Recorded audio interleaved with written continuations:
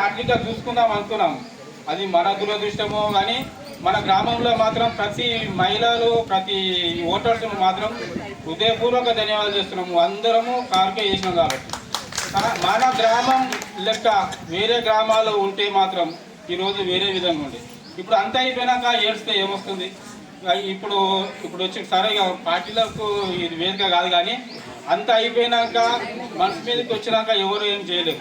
ఇకనన్నా ముందు ముందు పని చేసేటవారు ఎవరో పని చేయని వారు ఎవరినో గుర్తించి కాని వారిని ఆకిట్లో పెట్టండి, అయిన వారిని పల్లెకాడ పెట్టండి. అదేవిధంగా కుటుంబ సభ్యులకు కూడా ఎంతోమంది చేస్తారు, కోట్ల వేల కోట్లు లక్షల కోట్లు ఉన్న వ్యక్తులు కూడా ఉంటారు. కానీ వాళ్ళ కుటుంబ సభ్యులకు కూడా ఈ సందర్భంగా హృదయపూర్వక ధన్యవాదాలు తెలియజేస్తున్నాను.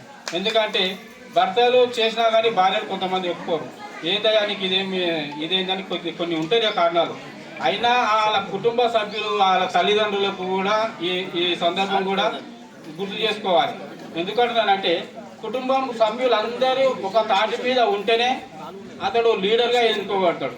ఇంట్లో గెలిచి రక్ష గెలవాలని ఒక శాస్త్రం ఉన్నది.